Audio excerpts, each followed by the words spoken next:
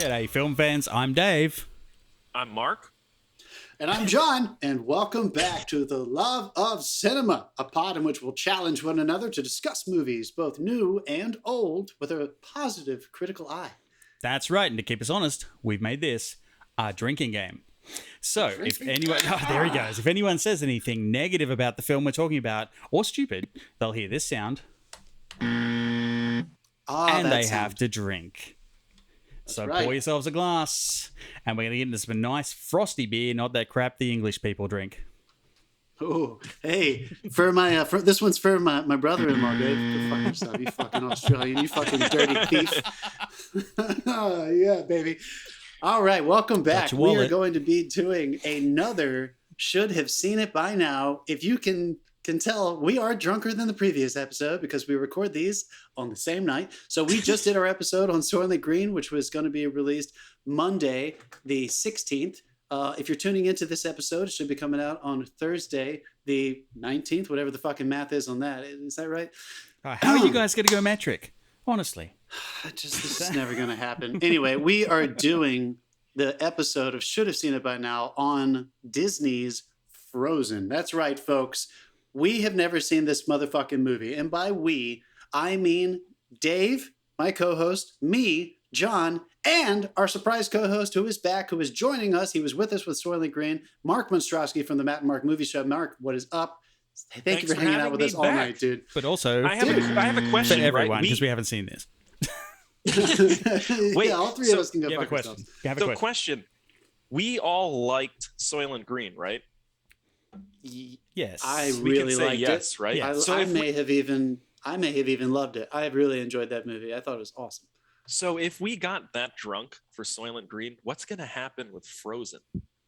Hospital. You know what? That is the first official critique of the episode goes to our guest host. His name is Mark Monstroski. You can find him on the Matt and Mark Movie Show on all your podcast streaming services. Dave, make your joke. No, it's fine. It's fine. All right. You know who definitely has seen this movie? Our co-host who's not here this week, Jeff. Jeff, go fuck yourself. Yeah. He has skipped out. This is his second week. Jeff, you're a little bitch. We miss you. I hope you're having a good time off on these 3 weeks. Hopefully he will be joining us for the last week in August. We're excited to have him back. And I'm a little sad that he's not here because I know he has Jeff teaches music theater. He teaches kids. I'm sure he is very well versed in this movie. He probably would have some insight that these three fucks on this episode are going to be totally ignorant to. We're just going to talk to you. I feel like we should start off. First time watching it. Yeah, I feel like we should start off like, John, why haven't you seen this? Why haven't I seen this? Okay, I'm going to try to say this appropriately. Because he's an adult. There's one that's exactly. There's one kind of funny reason. I am a man. No, honestly, I am a man, and I have always felt a little uncomfortable going to see animated kids movies, alone, like in cities and stuff. It's just a little strange. I would buy that. As long as you don't have your hands in your pants. I would buy that if it hadn't been available for basically on streaming for about the last 10 years. So that's why I didn't see it initially. My big picture reason is that I was totally one of those kids, you guys. Like when I turned 10, I was like, fuck kids entertainment. I'm a grown-up now. And I immediately tried to start watching adult drama. I never really looked back. So I do have a bit of a mental block with animation. I haven't even seen all the Miyazaki films. I'm like, even like really good, more adult style animation. I have a little bit of I struggle with it. I almost never choose to watch it. I always enjoy it when I do. Pixar, there's so much amazing stuff out there, but I almost never choose it over live action drama. That is just kind of one of the things I should probably work on. Fuck me. Dave, how about you? Why have you never seen this movie? I was actually in 2013 when it came out. I was working on a cruise ship. And so I was at sea. We didn't get new movies. We didn't get to go to shore long enough to see a movie, basically. Except for one time when we escaped to watch Man of Steel. Worth it. And then by the time I got off the ship and had access to this film, all I'd heard was all these parents going, oh my God, I'm so fucking sick of this film. I've been listening to it 8 times a day for 2 fucking years and I never want to hear this song again. And to be honest, I was going to play a quick clip of Let It Go at the beginning just to fucking earworm everyone. Don't but it, no, I can't because Disney actually went Disney went back in time, disparaged my character and pre-sued me. So that's not happening. Yeah, we can't do that. Mark, why have you never seen this movie? I'll be honest, I'm not embarrassed to go see kids movies in the theaters and such. The reason why I haven't seen it, because I didn't say I was embarrassed, motherfucker. I said I thought it was inappropriate. Oh, that's a form of it's like when mum and dad. It's like when mum and dad fight. Keep going. Sorry. No, I know a lot of people so, that are like embarrassed to go because it's a kids' film that feels awkward and weird. Me, on the other hand, it's just like it's a fucking movie, and I love animated films. However, I fucking hate musicals, which is one of the reasons why I have not watched this all movie. Musicals. That's the only all fucking animated, live action, all musicals. I just don't give a shit about singing. It like takes me out of the story. I'm sorry. Did you not even go? You lived in New York for a long time. You never even went to go see Broadway. Just to clarify, you never saw some really good musicals in theater. I've been to tons of musicals, and my mom loves Broadway. So when I was a kid, we saw pretty much everything. As an adult, the only musical I think I saw was like Kinky Boots, and it was fantastic, and I saw it twice. Yeah, so I mean, I just generally, I guess I don't really discriminate, but if given a choice, if there's a musical in the theater, for some reason in movie form, it's like, okay, so for example, in Broadway, if you go to a Broadway show, you expect that. In a movie, I just want to enjoy the story. I don't want someone like singing shit at me. just say your lines. You know, we can definitely talk about that too. We have talked about that on this pod many times. Yes, that has come up, which is quite funny considering what my two co-hosts studied. Well, I mean, yeah, we were in music theater. We came from those backgrounds, and it's never translated very well. Every time we have a musical on the show, it does not go well. Did you guys see the Hugh Jackman Les Miserables? Yeah, dude, what did you think of that? Too, right? With the, I think we thought what everybody thought. I thought it was a fucking travesty. Mark, are you about to say that you really like? Was that your favorite movie film? musical? Oh no, I was gonna say that's the perfect example of like singing ruining dialogue. Like if they made that movie and they did it without all the stupid songs, it would have been watchable. Sorry. I know, no, this is a classic. That's a classic. It's a classic example of fucking kill me. Like Les Mis is a classic example of a director fucking phoning it in. Is what it is. Like, oh come on! And I love Tom Hooper. I fucking love him and everything else he's done. How was Cats? There's inherent. There's something that you're right. You're right. Strike two, Thomas. Come on, buddy. But the John Adams miniseries, King's Speech. Come on, this guy's got a lot of talent. But we did, what we did do not too long ago, which is, and I think we all agree that was excellent, is Singing in the Rain. Like, I think a musical has Tom to have didn't do an that. awareness. Yeah, but the thing is, I guess that Singing in the Stanley Donen is a fucking awesome director, Yeah, and the other thing is, it's like story. There's something about itself to being musicalized. Yes. Like obviously, it's got so much self-awareness. It's about the humor and the satire of musicals and musicalization. Like it made sense. Anyway, so we're on the same page. The music was a lot more entertaining than some like Let It Go. Fuck that song. Like I'd rather hear. Sorry. Did you? Ah, shit! I gotta open up my other. But in Singing in the Rain, do you remember that song "Make 'Em Laugh"? How fucking good it is, and how innovative. Yeah. Make it laugh. That movie fucking is art on super film. Innovative, like cinematography wise. Hold on, I gotta open my beer and drink. Sorry. Yeah, I totally agree. I think that's great. Anyway.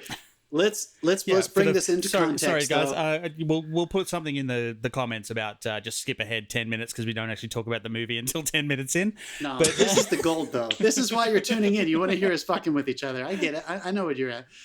Okay, ready?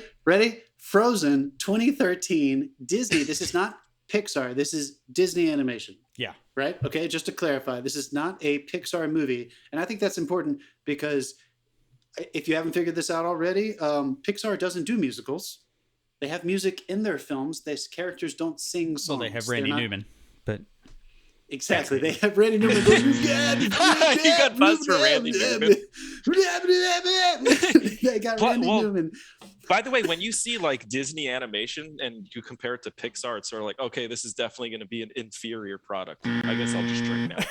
Yeah, go. All right, hold on, let me fucking set it up before you start destroying the fucking film. Jesus. All right, in case you have been living under a frozen rock, which is what the three of us have been, or if we're ignoring this for some reason, here is the setup to this movie. The IMDb plot summary. When the newly crowned Queen Elsa accidentally uses her power to turn things into ice to curse her home in infinite winter, her sister, Anna, teams up with a mountain man. It actually says that. Teams up with a mountain man, his playful reindeer, and a snowman to change the weather condition. So basically, Elsa and Anna are sisters in this fictionalized Norwegian kind of Finlandia kind of land. It's somewhere up there in the Nordic area. And Elsa has superpowers. She is older. Superpowers out of fucking nowhere. She was born with these things. She can turn things into ice and she can make it cold. Yeah. What, was it just the tone? Because I don't think I actually said it. Okay, it was the tone. The negativity was implied. This girl has superpowers. She can turn everything cold. She can freeze things. Yada yada yada. They grow up, and it eventually takes over. She gets anointed queen. Her parents are gone. They kill them in the first 15 minutes, like every Disney movie. Classic. And yeah, that's what I was going to say. Except Bambi. They wait a little bit for Bambi. They do, yeah. Well, Bambi hurts. That's why it hurts, because I had a relationship with that mother, and then they fucking shot her in the fucking meadow. Anyway, not touching that. Anna and Elsa's parents are killed. She gets anointed queen. The whole country realizes in her anointing ceremony that she has these powers. They think it's a curse. She leaves. So the younger sister, Anna, is kind of left as the lead character or the co-lead character to kind of help bring her sister back. It's the same reason I had to leave Australia. Get everything. I know, the exact same reason. She has to figure out a way to end this infinite winter and bring peace back to the world and get her country to accept her sister for what she really is, an ice princess, which is, she has the superhero. There's no superheroes anywhere else on this fucking planet, but apparently this girl has got superpowers and everyone is okay. And no one knows how to use fire.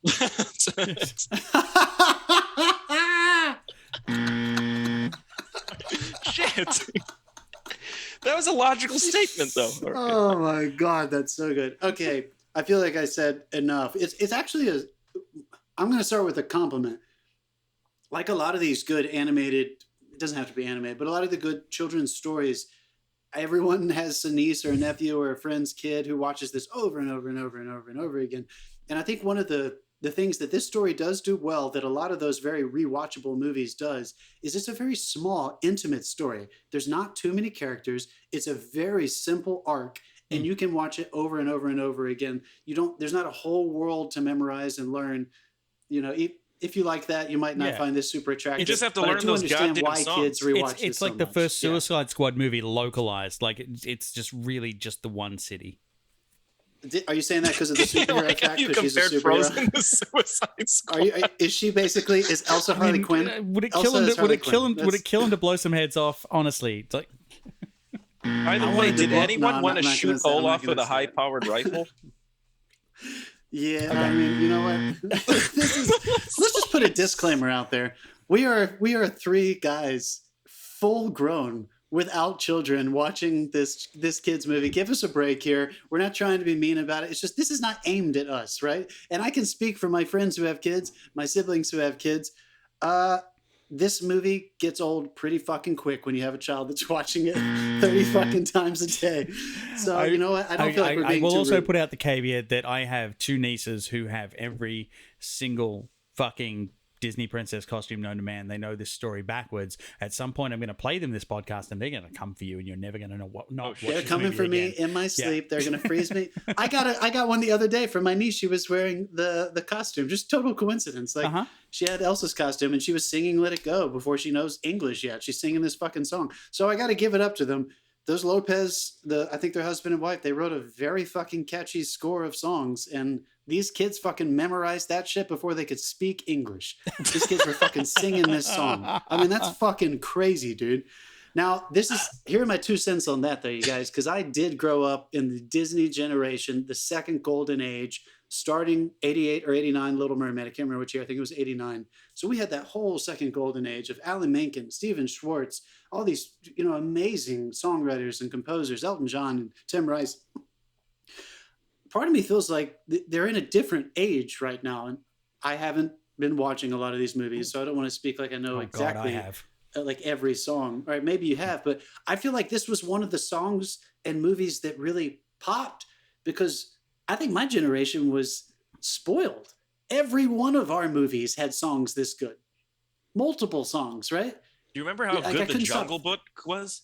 The Jungle Book was Jungle Book, 19 phenomenal. Jungle Book was dude, great. 56. Yeah. Oh God, Sure I as hell love wouldn't that one, compare it dude. to Frozen songs though. Fuck that shit. Oop shit. Hey, I love the still Jungle. have That's like bare my dad's necessities in my actual head favorite movie forever.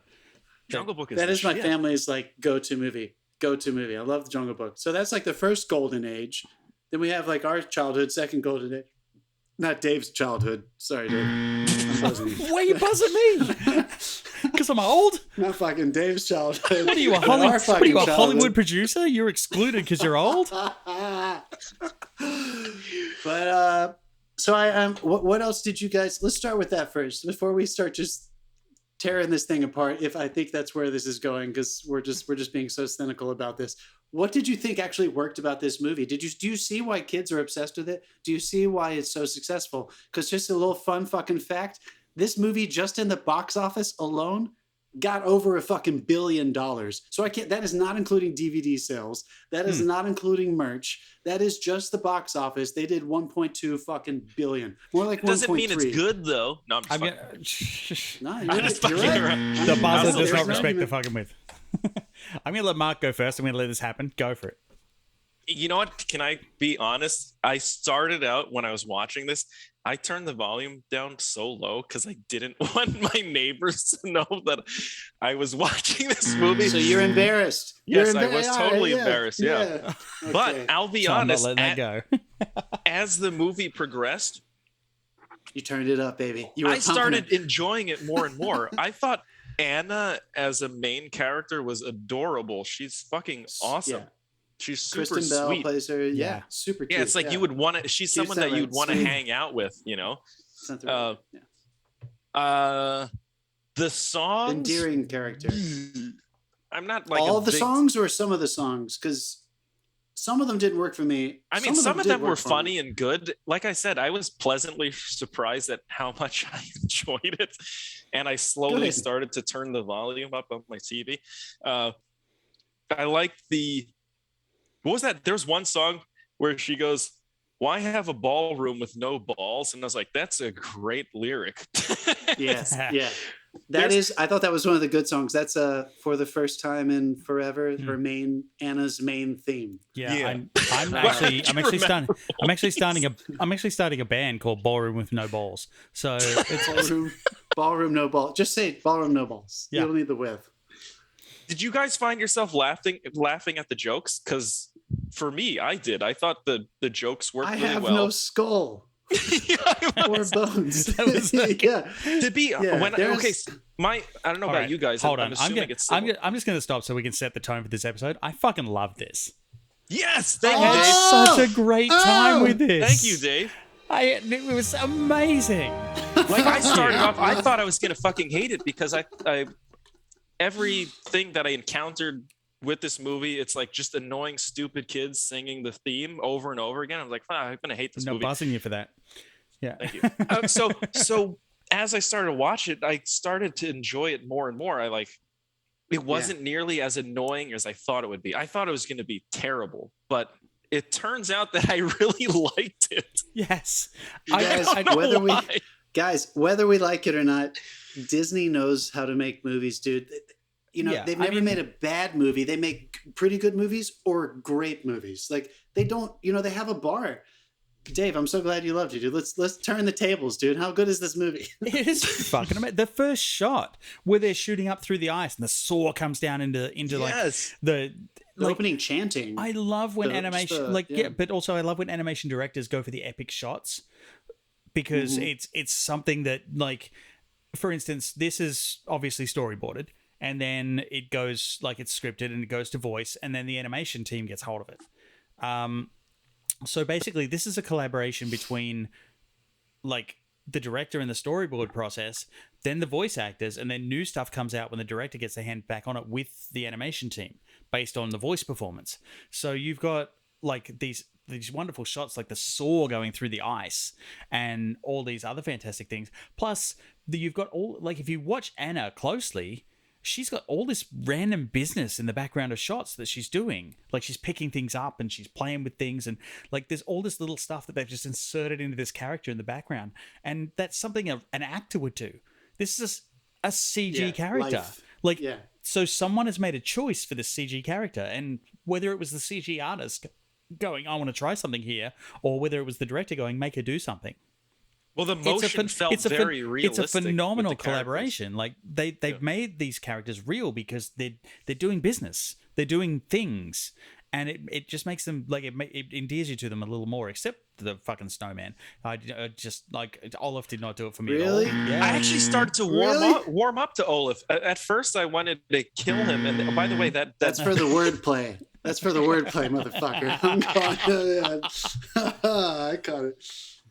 I love that one scene where he goes, "I've been impaled." I don't know. There's some really really stupid jokes, but to me they made me laugh my ass off, and I wasn't drunk or high or anything. I was just enjoying the movie. Yeah, I was both, and I enjoyed it. I know what you mean. No, but I felt the exact same way. I'm not saying I was going in super cynical. I was excited to finally watch it. I've heard so many good things about it. I made those jokes at the beginning, but even the parents of my my friends who are parents or siblings who are parents who have kids, they are fucking annoyed at hearing Let It Go so much, but they have to admit, they still admit that the movie is good. So at least it's not a terrible, annoying movie. Yeah. Josh Gad as Olaf, the Snowman. Iconic. I've heard kids quoting him. I feel like I've already seen this movie. He is definitely one of the most quoted characters. I get it. He was pretty fucking funny. I mean, his song wasn't my favorite song, but his performance of it was good. He irked me a couple of times, but I did like the performance in total. Like, what he brought to the character was definitely good. Why did you dislike him, Dave? I'm going to buzz you. Why did you hate the Snowman so much? Dave hates Olaf. Hashtag. I don't know. It just, when everyone else was playing it, so he was like playing it the opposite to what they were playing it. Like, they were playing it for like drama and that sort of thing. And it felt like everything he was doing was playing for comedy. Yeah. All right. I was going to pick at that for just a second. I do feel like I got away with it. No, you did. Oh, you know what? Oh, you got a drink on the fire. There were a lot of the same writers and the same collaborators involved in that second generation that I grew up in. Dave, I know you have no idea what we're talking about, but this is the 90s. So obviously, I haven't seen a lot of the newer films. So these are new people. These are new writers, new directors. They're not the cohort that created a lot of those films in the 90s and early 2000s. I did notice that some of the classic archetypes of Disney structure, like Olaf, the Snowman being the comic relief, he had a couple moments where like there was a little more dramatic, but I think I do agree with you. There were some times where I did kind of notice, like, I feel like he's so strictly the comic relief that sometimes I felt like he wasn't quite in the story with the rest of them. As opposed to, that's like, fair. What did you guys think about this, though? I want to ask you something serious. Okay. Anna's character, why did she, I don't know if I understood why they were like, Elsa's not going to have a love interest. Like, they weren't trying to do that. I totally get that, and I respect that she had her own thing. But I did think it was interesting that they gave Anna like these multiple guys to be kind of dealing with and juggling. I don't know. I felt a little. I feel like Anna was actually the secret main. Anna was the secret main character of this story. Yeah, she is the main character. Right? Yeah, it's not Elsa. Elsa has the best song, but Anna's the main character. Yeah, right? pretty much. It's kind of her journey a little bit. Like, I mean, you get both. It's both their journeys. Like, it's them being split apart and coming back together. But also, we're really talking about Frozen. We're really talking about this movie now. We're picking it apart. Let's do it. Let's keep going. Yeah. I feel like I lost my train of thought now, but Anna is the main character. Yeah, she's the main. She's the main character, and that, like, it's a lot of it is her journey. And the two guys were absolutely necessary, and I'll tell you why. Because, like, I kinda was suspicious of the The guy that she First meets dude? at the ball. Yeah, the The first guy. Yeah. Fucking, what's it, Henrik or What's his something? name? Hans? Hans? Santino? Hans? Was that right? Yeah, Hans. Okay, Because cool. Christoph is the Yeah, the Christoph other guy, is the other guy. the mountain So, man. like, yeah, I was a little bit suspicious of Hans, and I love. Also, just quick aside, I love the fucking running gag about you got engaged to someone you just met. Like that went on for a long time, and I love these running gags, Insane. as anyone who listens to this yeah. show would know.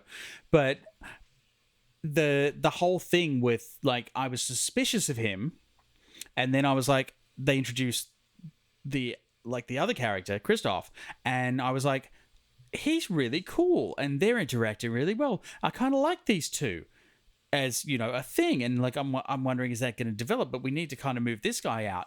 But in doing that, I forgot that I was suspicious of him.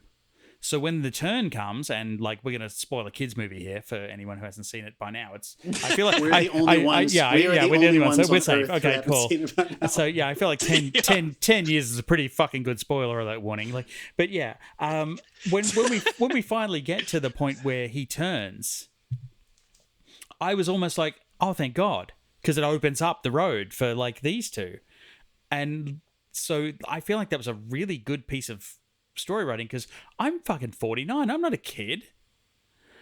And I'm sitting You're there. a And kid at heart, though, dude. You are. Yeah, fair. And I'm rooting for these two, and it's like the Ross and Rachel thing going on over here, and it's just like everyone stop But fucking with that them. being said, Yeah. I think my favorite part, because I'm not gonna lie, the twist. It's not that it didn't work for me, but I felt like it was a little contrived. Like it was a little like, oh, okay, he's twirling his mustache. Of course, it was too good to be true. I was able to let that go. It didn't bother me at all. I was just like, okay, I guess I kind of saw something like that coming. But then it was so refreshing that the actual resolution of the the true act of love that would warm the heart of Anna didn't come from a guy. Yeah. Right? Yeah. I loved that it had nothing to do with the romance. And I'm not trying to sound super fucking PC. This would annoy me if it was this super was a great indicative twist on a really, really exhausted theme. Yeah, exactly. Like, and I thought that was had the well same done. discussion with my wife, who loves this movie, and well, she likes the movie. She doesn't exactly love it, but Sven was her favorite character. Therese but loves it. Yeah, Therese, get in there, sing it. she likes the movie. She's like, yeah, okay, sure, I'll watch it with you. She was very careful yeah. of that choice of words. Yeah. But her favorite character is Sven, and but like she was a big fan of that resolve at the end, where it's the two sisters instead of a man. Yeah. I initially think thought that that works. like Christoph was gonna fall for Elsa, just because Anna was with Hans, I suppose.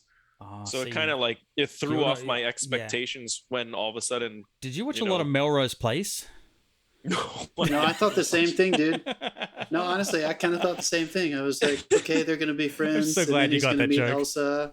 No one else will. She's got like superpowers, and she's older, probably more experienced. I don't know. I do want to point this out. I'm curious if anybody else thought this was kind of funny. Did these sisters literally never see each other for like 15 years? And basically, and she would ask at the door every fucking time. And so hold on a second. Like so hold on. But that was also. Are you telling me the first conversation they had is the one we see where she's like, "So how are you?" That at is the what ball happened. When they're yes, like catching but up? but also that's what makes it so brilliant, because in like Anna's opening number, where she's in the room with the paintings, they managed to tell you within the context of that song, like she's jumping and posing like the paintings. I love how she matched the poses. She matches the poses in the brilliant. painting. It's like she's been doing this for years. She's been locked in this palace by herself, not able to see her sister for years, and they communicated that without saying a fucking word. Yeah, but it's also good for Anna's character too, because it shows that she never gives up. She's always like, no matter what happens, she's even after all those years, the memory of spending time with her sister was still important enough to her to keep trying for all those years, which is actually a really, to me, that's a good lesson if a kid is watching, you know? Yeah. I mean, consequently, it could have turned into fucking whatever happened to Baby Jane.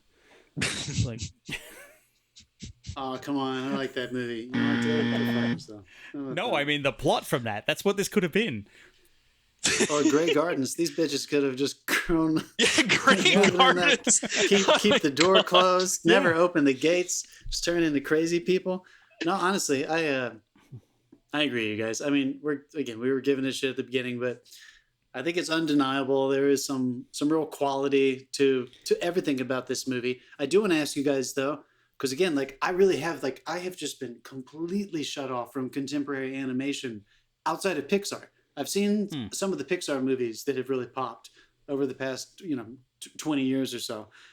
This animation was interesting to me. I don't know if I loved it, to be honest with you. It didn't bother me or anything. It wasn't anything negative, but I don't know if I was, it kind of got into, I don't know. There was something a little flat about it. And I don't want to use that word negatively because I realize it's 3D. I'll drink. Did you guys like the animation? Like, obviously, come on, give me a break. Everybody in this world is being influenced by 3D animation, mostly from Pixar, right? So this was Disney's take. Not so much anymore, but yeah. But you have to keep animation. in mind, though, John, that you're watching something that's like, what, 8 years old now? Was this? That's what I was going to ask you, though. So was to this me, the first time that they did this style? The CG didn't.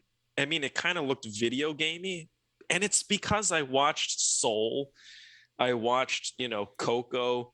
Oh, speaking of Coco, actually, my first introduction of Frozen essentially was that short film. It was called like Olaf's Adventures. It's this 22-minute short film that played at the start of Coco. Oh my God. Yeah. And it was so fucking terrible that people in my theater were like yelling at the screen and booing. I'm not even joking. He's not kidding. The review. I've heard tell. The review of this, I think yeah. I've mentioned it before, is like a kid I can't remember where it was, but a kid turned to his dad and was like, nobody asked for this. Oh my God, that's so good. Oh, that's so good. This Out of the mouths of babes. This one's for that kid.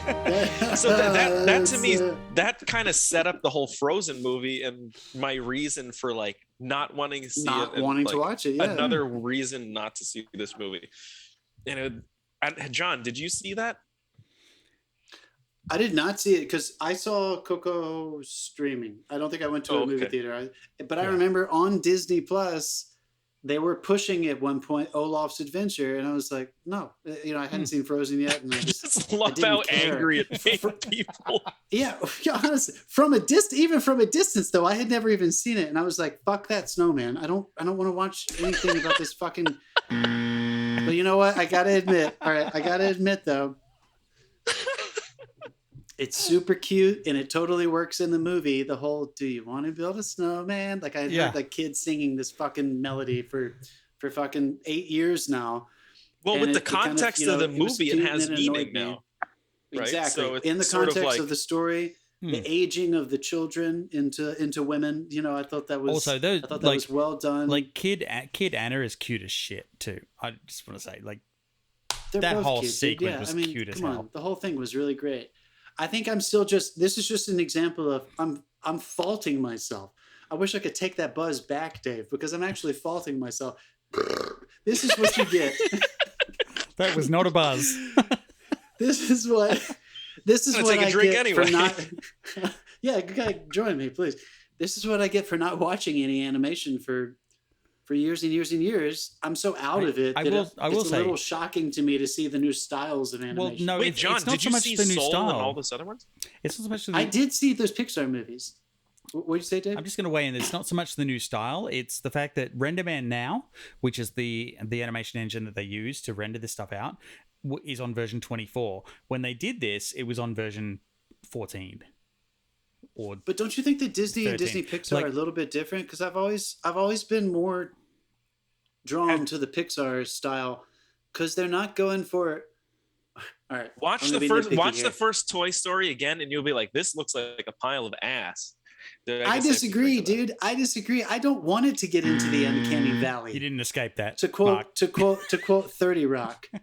I don't like it when I saw Moana recently. Oh God, yeah. Her hair scared the shit out of me. Her hair was like real hair, and the rest of them was like animated features, and it gave me the chills, dude. I was like, whoa, what the hell is happening? keep animation. You don't have to make it look as realistic as possible. Well, here's the thing: is like if you look at Pixar films, they're supposed to be like hand animated, right? The first Frozen, and I could be totally wrong on this, it looks like the animation, the physical animation of the wireframes looks like it's done motion capture. So it looks very realistic, but you have these weird like cartoon characters with realistic human motion. I'm pretty sure they didn't mocap that. Of this was this. I'm pretty sure they didn't mocap that. That was really? That was hand animated. Frozen. Damn, yeah. Those animators are fucking good then. Yeah, they are. It looked when real. I grow up, I want to be them. Wow.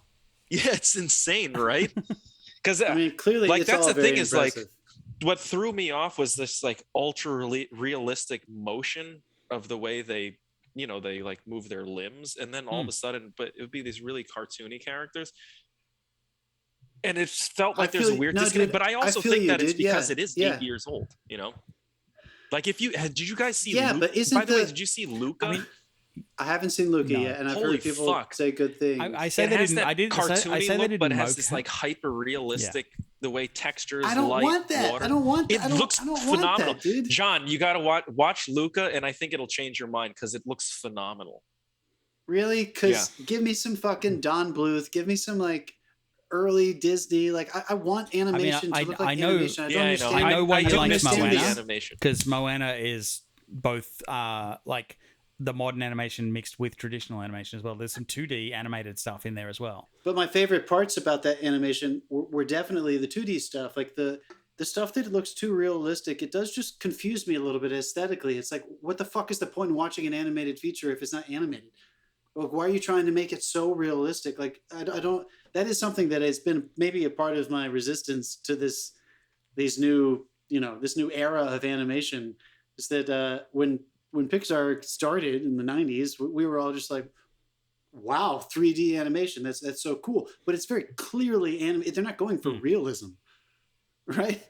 Do you guys tell me, as two people who like animated movies more than I do, it sounds like, do you want it to seem as realistic as possible? And I'm just like way off the mark. Actually, I would. Dave, I like did you both. get this? Did you get this experience, Dave, where as you were watching it, this is what my brain was thinking. I was like, holy fuck, CG animation is incredible. Oh yeah, like some of the stuff that they're able to replicate in a computer. I was like, 2D animation. I was thinking like 2D animation is like, this is hand drawn physical stuff. All this shit in Frozen only exists in a computer. And they created this entire world in a computer. So I work in Houdini a lot, and I can tell you the shader work that went into the icicles, just the fucking ice in this film, would have taken weeks to write. Like, they literally had to code how the light behaves and how the reflections behave, how the refraction behaves on it, because like that piece, that icicle sticking out from a snowbank is literally just a collection of polygons. And they have to write code to tell it how to behave when someone walks behind it, how to behave when light shines through it, whether it internally reflects, what angle it internally reflects. Like, there's this whole scientific fucking process. Anyone who tells you don't need physics, if you want to go into computer animation, fuck yeah, you do. Like, yeah, I would imagine it's extremely important. Yeah, it's extremely complex. Like, I've briefly touched on, like, I've started touching on shaders in Houdini, and I've started, like, I wrote a couple of basic ones, and I'm like, holy shit, man, like, this is complex. Like, my stuff still looks like a little bit like a cartoon, and these guys are making these perfectly fucking beautiful icicles. Like, I want somebody tell me how to write the code for an icicle. That is amazing. Oh yeah, get hired by Disney. By the way, John, John, you were talking about, like, you didn't mind Toy Story 1. Compare the first Toy Story to the fourth one, and god damn, that, like, just the hyper realism in combination with that cartoony caricaturish look is amazing. Like, just to see those little dust particles on the shades, and it's incredible. I embrace it. I really like it. I do miss 2D animation too, but for 3D, the hyperrealism, like, really wows me. A lot of especially that is when you see it on a huge screen. A lot of that is the advancements in the render engine, because, like, they're using RenderMan to render this stuff, and, like, the difference between even version 17 and version 24 is fucking amazing. What the light bounce and all the things you can do with, like, that render engine is just phenomenal. So that's why Toy Story 4 looks like it does. I mean, Toy Story 4 was good. I enjoyed it. I'm not sure if I enjoyed that aspect of it. Like, I don't think that's the reason I liked Toy Story 4 so much. I thought they did some really interesting things with the characters in the story that were able to sustain it and give Woody his own like hero's journey after 3 fucking movies. Like, it was really impressive. If there was anything I didn't dislike anything about it. I do have a resistance to that style of animation. I don't know what it is. It also frustrates me a little bit, and I'm a super traditionalist in this aspect, and big fucking surprise that I'm always the voice of that on this podcast. But these kids that I have, you know, I'm friends with their parents or they're my nieces or whatever. Apparently, like, these children are not responding to 2D animation in the same way they're responding to 3D. I don't know. I'm just seeing like all my red flags are going off. It's like, oh, fuck that. The fast editing thing we were talking about in the last episode, like, good Lord, like we're creating too much stimulation so that people can't discover anything. You know, but that's all also being provided funny for you now. Because from what I've seen lately out of like Disney and Pixar, like in the case of like Moana and everything past that, they're going the other way. They're starting to throw in 2D animation back into the 3D animation stuff. So you get a little bit of Did you see the Mitchells versus the Machines? Yes. Did you guys see that? Yes, I did. That's I a loved good it. example of like 3D in combination with like old school 2D elements. Like the backgrounds look very hand drawn. It's stylized as That's fuck. cool. It's But how really about awesome. how about, because I really enjoyed Into the Spider-Verse. You'd I know that's a new style of animation. Yeah. But it's so stylized. I mean, that it never felt like they were trying to go realism to me, and I felt like, oh, good, this is like it's shamelessly animated. I mean, that's kind of what I wanted. Anybody who didn't like Into the Spider-Verse, quite frankly, yeah, honestly, I thought it was fucking awesome. I'm not saying anything. They do not make mistakes at Disney and Pixar. Clearly, I want to be in a writer's room, in just a creative room with these people. They don't fucking make mistakes. I want to see how they go back and forth and brainstorm and one up each other constructively to try to find the best product. Because clearly, they're really good at turning out a certain quality of work that is consistent. That's where the reputations come from. This movie lives up to it. I am just curious. I just don't know if I need this style of animation to be attributed to that.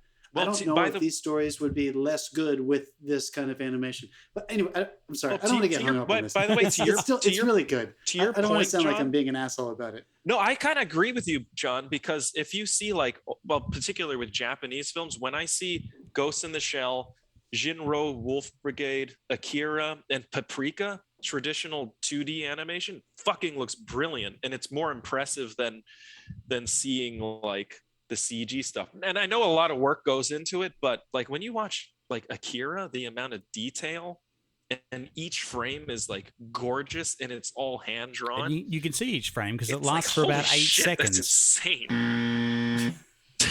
No, not in the Japanese stuff. My Neighbor Totoro and Princess Mononoke. I don't know. I feel like there's. Anyway, I read it. I don't mind CG. I don't mind CG, but I just hope that 2D doesn't die. Like Triplets of Belleville is fucking fantastic. And then even going all the way back to like the animation in the Jungle Book. Dude, Netflix Netflix is currently releasing an animated version of The Witcher. Like a prequel to The Witcher, animated in Why? I just don't get it. Why? But animated in 2D style. So like the 2D animation is not going anywhere. Okay. That is definitely still a technique that's around. Yeah, but it's been dumbed down. It's been dumbed down so much. Like Akira's animated at 24 fucking frames per second. Most of the stuff you see now is like 15 and below, and it looks really choppy and shitty. I'm not gonna lie. I read a piece of trivia. I read a piece of trivia that the Hans Christian Andersen story that Frozen is based on. I read a piece of trivia that Walt Disney actually wanted to greenlight that in the 30s, like very soon after Snow White. He wanted to put it at the, prioritize it and try to develop it. I'm not gonna lie. There's a big piece of me that's like, oh my God, I would have loved to have seen that 2D version. Olaf would have scared the fuck out of people. The songs wouldn't have been there.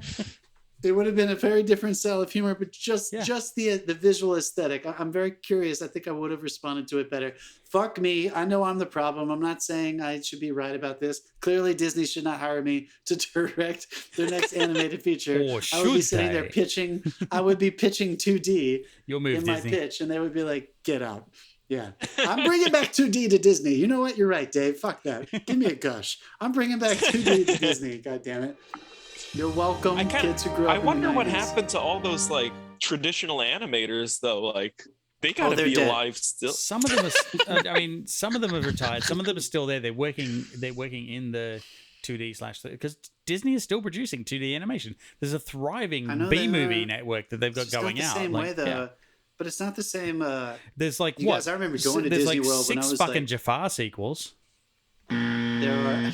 Yeah, but they look like All those- trash though. Like if you look at Yeah, like it's not. if you look at their best Aladdin and then you animators look are at the not on other Jafar 5. follow-ups, they look like shit. I remember going. I remember going to Disney World, and it's obviously they don't do all the work in this particular studio, but they had a studio set up, and you were allowed to go see the drawing of, some animators working on their next feature. So I got to see them working on Mulan, and I remember as a kid just being like, "Wow, it's so analog." Like, and there was something so fascinating to me about what happened when that analog craft was coerced and then elevated. It wasn't analog on the screen. Bitch, don't It talk was to just, me about it was analog. just so I was there when the powerful. magic was written. That's true. That's true. Dave, what was it like when animation was like sticks laying on the ground and certain figures? And and- Fuck yourself. No, That's no, what it was but- like. By the way, little do you flip guys book? mind if I The take little a flip quick? book drawing?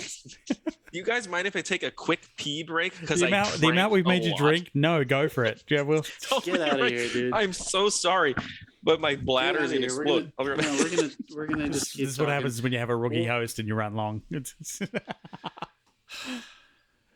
is inevitably though. I was not surprised that this movie is really good.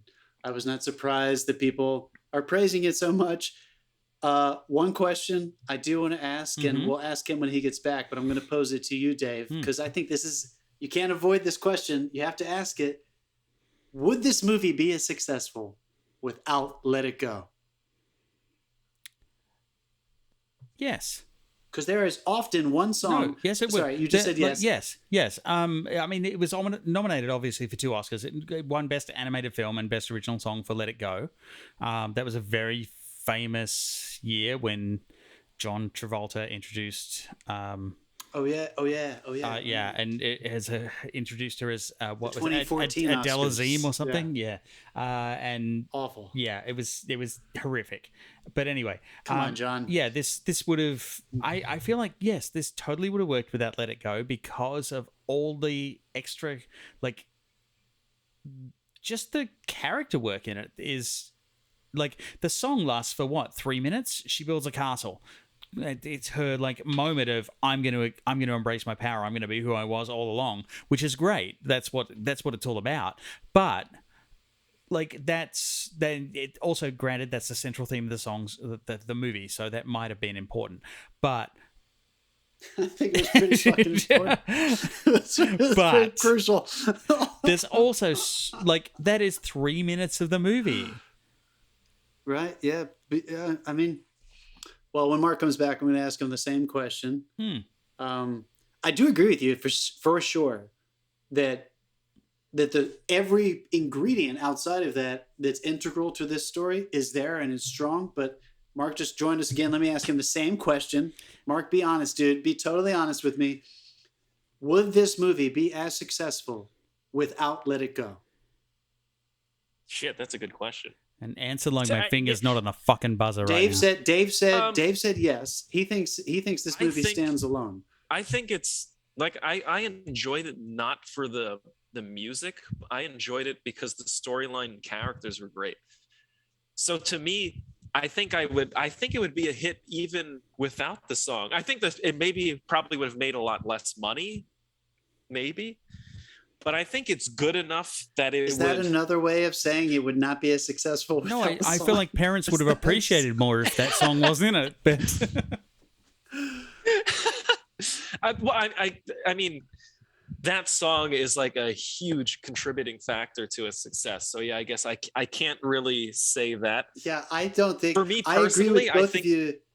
the storyline was good enough, but that's me. Yeah. I think to the majority of people that fucking song just being in the mainstream for so long sold it.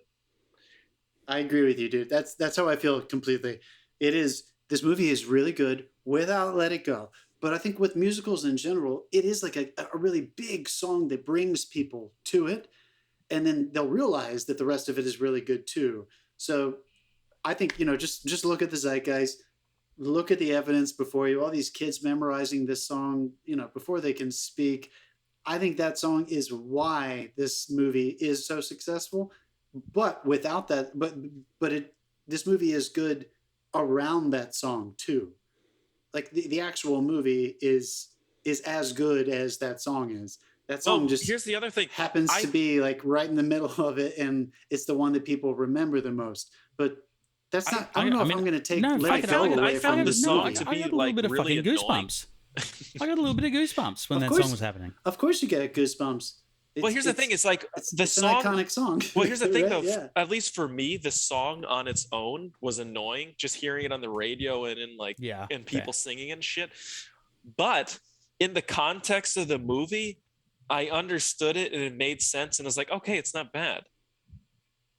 That's what musicals do, dude. That's why it's annoying when people just sing it out of context. I know what you mean. I'll also point out, like the setup. I The still setup. hate that fucking song, though. And I'm gonna drink really quick there. Yeah, you are. The setup for this film as well, Just like let it the go, Mark. original setup, where like they go through the powers and the danger that the powers involve, that sort of thing. They set that up so well. Like we haven't even got to the song yet at this point. They've got to Coronation Day, and when they like, you have to take the gloves off, I tensed up. Like that's some fucking good writing. I was like, shit, what's gonna happen?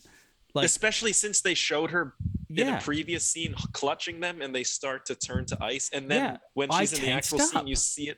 Ooh. Like that's good writing. That's good filmmaking. Yeah. So that's why I think it will stand on its own, because there is so much other good things around it besides that song that we've all heard 50 million fucking times. So yeah, I think it would stand on its own. That's my argument. And I think it will stand on its own. I think this movie is going to go down. Yeah. I have no doubt. They made a sequel. It's toast. Wait, so are you? Well, I've heard the you guys sequels. seen I've heard the sequel. I haven't seen the sequel, but I've heard it's really good. I feel like I need to watch it now. I mean, my wife's watched it. I heard her from the living room because I went to bed, and she was like, "This is questionable." That's really? not the words. I have that's a not lot the of words friends. she used. She used a lot of f words, but like, it's like, this is. Dude, I have a lot of friends who have said that they think the second one is even better. Really? I have By a the lot way, of like adult music theater friends, and friends with kids who have said they actually prefer the second one. So I'm kind of intrigued. I might watch it I'm tonight. gonna have to watch it now. I might watch Frozen 2 tonight. Can I pitch something to you guys? Can we actually do another episode with Frozen, on Frozen 2, please? just a very special, special caveat episode. A special follow up, an apology episode. I would totally be willing to do that. Yeah, I think we should. We should definitely tee that up in the next couple of weeks. I would watch Frozen 2. All right, cool. We need to wrap this up. So, like, because this is the longest episode. We have gone a long time again. This is the longest episode we've. Yeah, you know what? We drank so much. Frozen is as good. It's as good as you want it to be. Everything you've heard is true. Your kids are right. This is a really good animated feature. It's probably. I think it's Disney Animation's most successful one since they've been doing this next generation. Yeah, if you don't like it, your heart is a lump of coal. Two very strong legs to stand on. Yeah. Funny. You're going to laugh. You're going to get emotional. You might cry. Definitely check it out. It's on Disney Plus, as are all other Disney movies. It's hard to find on Disney Plus, but you can find it. Just stick with it. Because it's one of the least popular movies. But I feel like we should wrap this up with a quick bit of what you've been watching. Anyone got anything they watched in between when we recorded last? which was about an hour ago. I'm just gonna fucking repeat myself. The No, Obama you don't need to. You don't need, documentaries. I'm going to take over this segment because, guys, today. Jesus. Oh wait, I have one. Actually. Oh, you have one, Mark. Go for it. Oh, I'm sorry. What were you gonna say? I didn't want to. No, you go first. I was gonna say Free Guy. Free Guy is super fun. Oh, he just saw it. Yeah. Fuck, he stole my thunder. Get out of my head. Stole it. Yeah. Actually, Matt and I are actually gonna review it for our show this coming Monday. But I was pleasantly surprised at how fucking awesome it was. Oh, you watched it? Yeah, I saw it today. That was what I was going to talk about. It's fucking amazing. I love it. It was fantastic. Yes. Oh, thank you for. Did you see it, John? I haven't seen it yet. No, fuck. No, we were going to do it on our show, but the numbers over in California not so good for going to the theater. So it's by the way, from my screening, nobody. Sweet. There was maybe I had about 15 people in my 6 New York screening, but I went at like 1 o'clock. So I'm gonna get back in there. The thing I love about going at 1 o'clock though is you get the people who were there to see the movie, not the fucktards who were there to and make noise and check their phones and all that sort of shit. So everybody had a great time. By the way, speaking of noise, this is how good the movie was. I had some guy in the front row snoring for the entire movie, and I still enjoyed it. Oh my god! Like audibly snoring. This was his hotel for the day. What? Basically. That is a weird use of your I have some recordings A-list. of it, so you'll probably be hearing them very soon. Man, they'll give AMC A-list to anyone. Mark Monstroski from the Matt and Mark Movie Show. Thank you so much for joining us this week, dude. You will definitely be invited to return. Sounds like we might have to do a Frozen 2 special episode. I'm serious, by the way. I'd love to do that with you guys. Yeah, that'd be fun. I would also love to. I would love to talk Free Guy with you guys too. But yeah. Ooh, yes. Have Dave on your episode so you guys can jump in there. I'm the only fucker who hasn't seen it, clearly. Yeah. This was great. Yeah, that's all I've got. I got nothing smart or funny to say. That's it. This was fun. I'm glad you came. I'm glad we talked about it. I'm glad I finally saw fucking Frozen. Right? So am I know what people are talking about. We all are. We tried to hide it at the beginning of the episode. Thank you for staying with us because everyone who tuned out about halfway through really missed out. Just the last thing. Should we have seen this by now? Fuck yes. Should the three of us have seen it by now? Probably. Yeah, I feel like an asshole for not having seen it yet. Can't believe I waited that long. I will probably watch the second one much sooner. I'm not going to let 8 years go by. And then 8 years later, we have an episode. Yeah, the episode should be 8 years from now. Exactly. Yeah. All right. Thank you so much, film fans. Thank you so much for having me, by the way. Next week. Thank you, Mark. Yeah, that was awesome, dude. We'll see y'all soon.